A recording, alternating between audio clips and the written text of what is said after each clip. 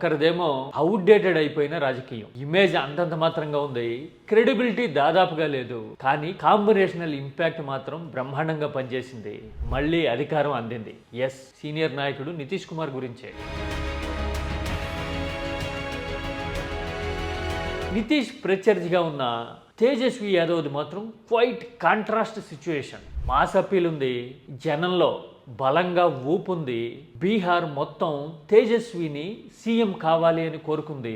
ప్రొజెక్షన్స్లో నితీష్ కంటే 12% ఎక్కువ అడ్వాంటేజ్ తేజస్వికే కనపడింది. కానీ తేజస్వి గెలవలేకపోయాడు. ఇలాంటి పరిస్థితి ఎందుకు వచ్చింది? మాస్ అప్పీల్, జనబలం, అన్నిటికీ మించి దూకుడైన నాయకత్వం, కాంబినేషన్స్, పొత్తుల్ని నమ్ముకున్న క్రెడిబిలిటీ లేని నాయకుడి చేతిలో ఎందుకు దెబ్బతింది? ఈ పోలిక ఇంకెక్కడ చూసినట్టుందా? నేను మాట్లాడుతున్నది అయితే బీహార్ గురించే. ఇలాంటి పరిస్థితి ఎందుకు వస్తుందో డీటెయిల్గా చూద్దాం. This is key talks.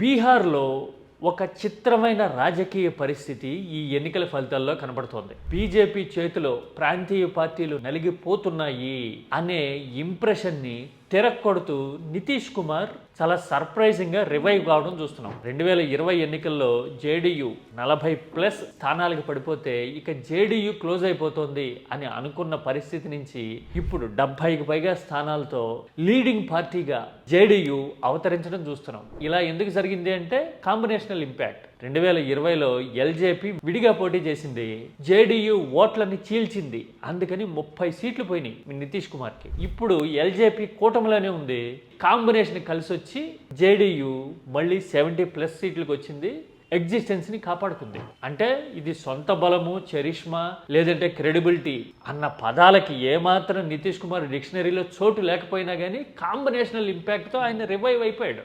ఇది ఒకవైపు కనిపిస్తున్న సినారియో. ఇలాంటి ఈక్వేషన్ వల్లే ఎన్డీఏ బీహార్లో అధికారాన్ని రీటైన్ చేసుకుంది. మరి నితీష్కి అపోనెంట్గా ఉన్న తేజస్విది పూర్తి ఆపోజిట్ సిచ్యువేషన్. నితీష్ కుమార్ ఏజ్లో సగం వయసే ఉంటుంది తేజస్వి యాదవ్కి.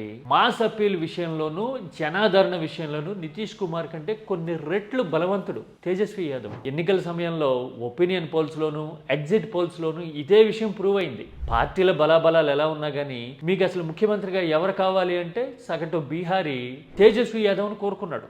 నితీష్ కుమార్కి సీఎంగా అప్రూవల్ రేట్ 22% మాత్రమే ఉంటే తేజస్వి యాదవ్ను కోరుకున్న వాళ్ళు 34% ఉన్నారు. 12% ఈజ్ ఏ హ్యూజ్ మార్జిన్ కదా.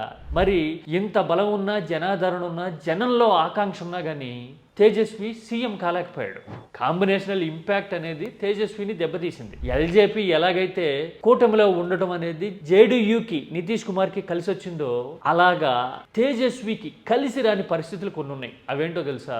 ప్రశాంత్ కిషోర్ పార్టీ, పీకే పార్టీ పెద్దగా పొడిచిందేమీ లేకపోయినా 2-3 సీట్లలోనే ఆధిక్యంలో ఉన్నట్టు ఎర్లీ ట్రెండ్స్లో చూపించినా కానీ ఓట్ల చీలికలో మాత్రం చాలా ప్రభావం చూపించింది అని కౌంటింగ్ కొద్ది గంటల సరళిని చూస్తే అర్థమైపోతుంది. ఈ సినారియో చూస్తే నాకు 2009 నాటి సిచ్యువేషన్ గుర్తొచ్చింది. అప్పట్లో లోక్సత్తా కూడా అంతే, గెలిచింది 1 సీటే కానీ ఓట్లు చీల్చి విపక్షాన్ని దెబ్బతీసిన స్థానాలు మాత్రం 40కి పైగా ఉంటాయి.